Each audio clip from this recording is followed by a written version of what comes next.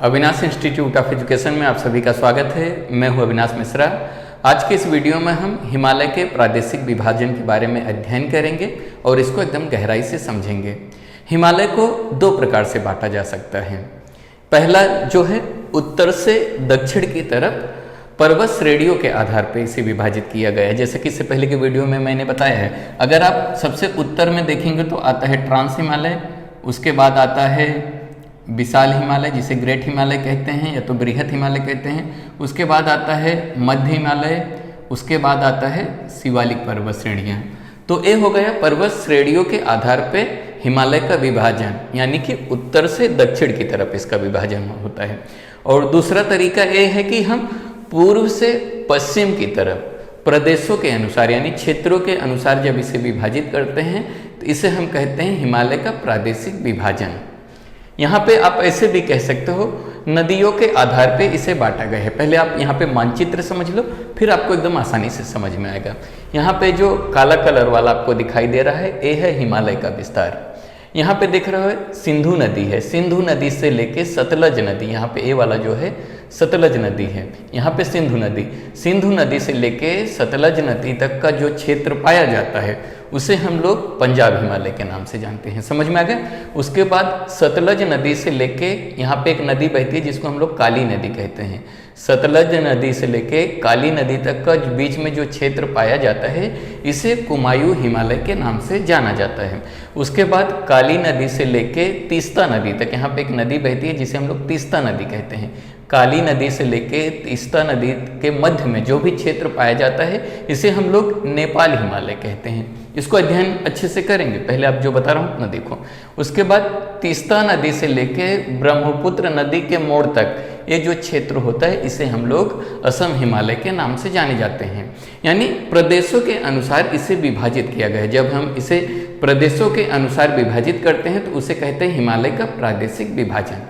ठीक है, तो आइए लेक्चर शुरू करते हैं, इसको अच्छे से समझते हैं। आप इसको अच्छे से समझो और किस प्रकार लिखोगे ये भी मैं आपको बताऊंगा। तो यहाँ पे देखो सर सिडनी बुरार्ड हैं। सर सिडनी बुरार्ड जो है सर्वप्रथम यानी कि सबसे पहले हिमालय का विभाजन जो है पूर्व से पश्चिम की दिशा में किया। कभी कभी प्रश्न पूछा जाता है एग्जाम में, इसलिए इंपॉर्टेंट है। सर सिडनी बुरार्ड ने सबसे पहले हिमालय का जो प्रादेशिक विभाजन है यानी पूर्व से पश्चिम की तरफ उन्होंने सबसे पहले किया था। पहली बात, ठीक है, क्लियर हुआ है। उन्होंने क्या किया, 4 मुख्य प्रादेशिक भागों में जो है हिमालय को बांटा है।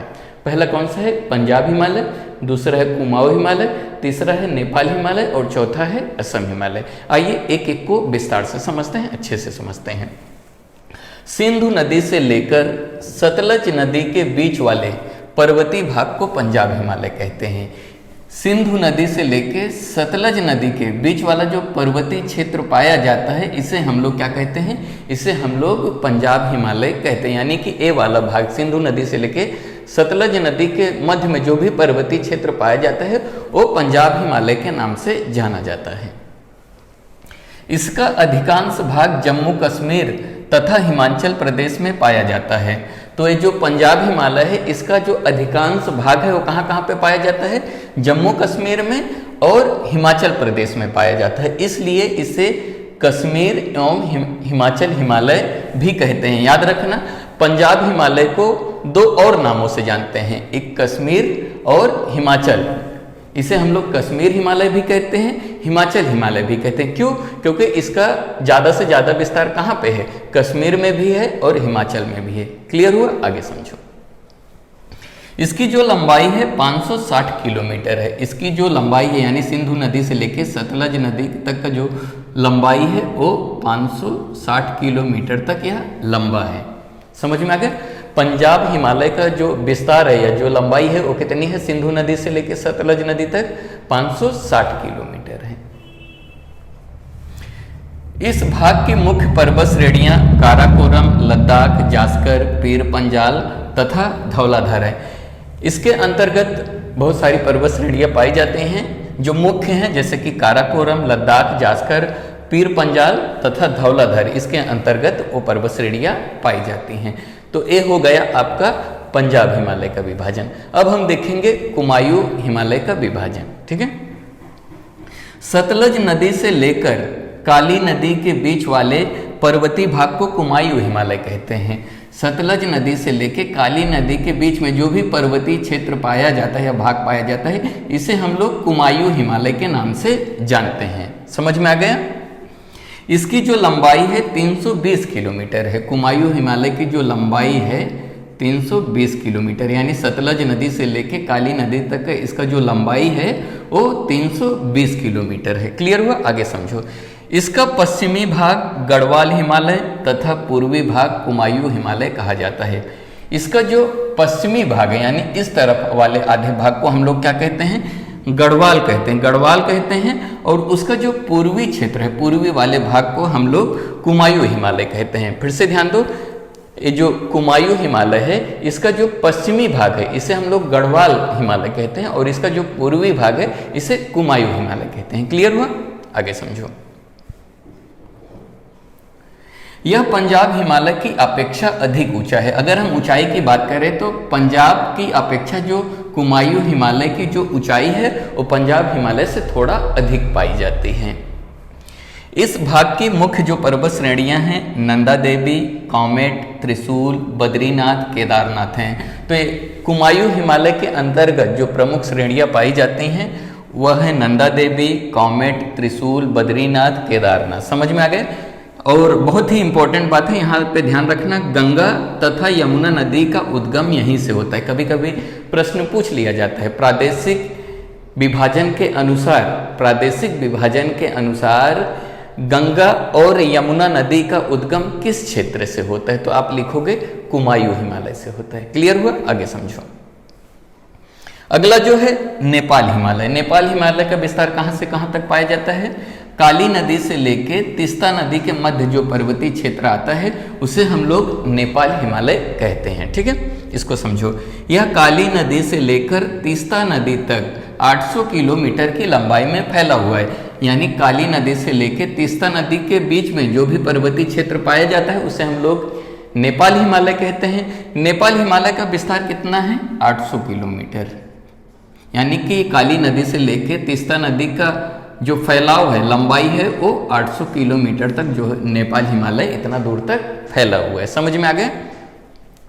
इसका अधिकांश भाग नेपाल में होने के कारण इसे नेपाल हिमालय कहते हैं। इसको नेपाल हिमालय क्यों कहते हैं? क्योंकि इसका जो अधिकांश विस्तार है, ज़्यादा से ज़्यादा फैलाव जो है नेपाल में पाया जाता है, इसलिए इसे हम लोग नेपाल हिमालय के नाम से जानते हैं। क्लियर हुआ? यह हिमालय का सबसे ऊंचा भाग है। इस भाग की मुख्य पर्वत श्रेणियां माउंट एवरेस्ट, कंचनजंगा है। अगर हम बात करें हिमालय जो है सबसे जो अधिक ऊंचाई है उसको सबसे अधिक ऊंचाई नेपाल में पाई जाती है। यानी हिमालय का जो सबसे अधिक ऊंचाई कहाँ पे पाई जाती है? नेपाल में पाई जाती है। इसलिए इसको हम क्या लिखते हैं? यह हिमालय का सबसे ऊंचा भाग है। यानी कि हिमालय का सबसे ऊंचा भाग कहाँ पे पाया जाता है? नेपाल हिमालय में पाया जाता है। याद रखना। ठीक है, क्लियर हुआ? यहाँ पे जो मुख्य पर्वत श्रेणियां पाई जाती हैं कौन कौन सा? माउंट एवरेस्ट और कंचनजंगा पाई जाती हैं। ऐसे बहुत सारी पर्वत श्रेणी हैं, मैंने यहाँ पे 2 ही लिखा है। ठीक है, अगला देखते हैं। अगला जो है असम हिमालय है। असम हिमालय का विस्तार कहाँ से कहाँ तक है? तीस्ता नदी से लेके ब्रह्मपुत्र नदी के मोड़ का जो भी क्षेत्र पाया जाता है उसे हम लोग असम हिमालय कहते हैं। समझ में आ गया? इसको आप कैसे लिखोगे? आप हेडिंग डालोगे असम हिमालय। यह तीस्ता नदी से लेकर ब्रह्मपुत्र नदी तक 750 किलोमीटर लंबा भाग, ये कितना है? 750 किलोमीटर में फैला हुआ है। समझ में आ गया? यानी तीस्ता नदी से लेके ब्रह्मपुत्र नदी तक असम हिमालय का विस्तार कितना किलोमीटर में है? 750 किलोमीटर लंबा है। समझ में आ गया? भाग असम हिमालय कहा जाता है। यानी कि तीस्ता नदी से लेके ब्रह्मपुत्र नदी के मध्य जो पर्वतीय क्षेत्र आता है उसे हम लोग असम हिमालय कहते हैं। क्लियर हुआ? आगे समझो। इसका विस्तार कहाँ कहाँ पे है? इसका जो विस्तार है सिक्किम में भी पाया जाता है, असम में भी पाया जाता है और अरुणाचल प्रदेश में भी है। समझ में आ गया? असम हिमालय का जो विस्तार है सिक्किम में भी है, असम में भी है, अरुणाचल प्रदेश में भी है। यह नेपाल हिमालय की अपेक्षा कम ऊंचा है। हिमालय का जो सबसे ऊंचा भाग नेपाल में पाया जाता है, इसीलिए इसकी जो ऊंचाई है, असम हिमालय की जो ऊंचाई है नेपाल से कम है। समझ में आ गया? यहाँ पे एक पर्वत स्थित है जिसे हम लोग कहते हैं नामचा बरवा। वैसे यहाँ पे बहुत सारे पर्वत पाए जाते हैं, लेकिन जो मुख्य पर्वत है जिसे हम लोग नामचा बरवा कहते हैं, नामचा बरवा पर्वत जो श्रेणी है वो असम हिमालय में स्थित है। तो आपका सारा डाउट क्लियर हो गया रहेगा। एक बार फिर से आपको मैं रिवीजन करा देता हूँ। सिंधु नदी से लेके सतलज नदी के मध्य में जो भी पर्वतीय क्षेत्र पाया जाता है उसे पंजाब हिमालय कहा जाता है। सतलज नदी से लेके काली नदी के मध्य में जो भी पर्वतीय क्षेत्र पाया जाता है उसे कुमायूं हिमालय कहा जाता है।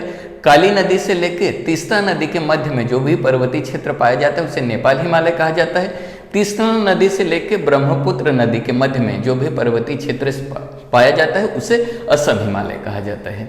तो वीडियो कैसा लगा कमेंट करके ज़रूर बताइएगा। अगर अभी तक इस चैनल को आपने सब्सक्राइब नहीं किया तो सब्सक्राइब कर लीजिए।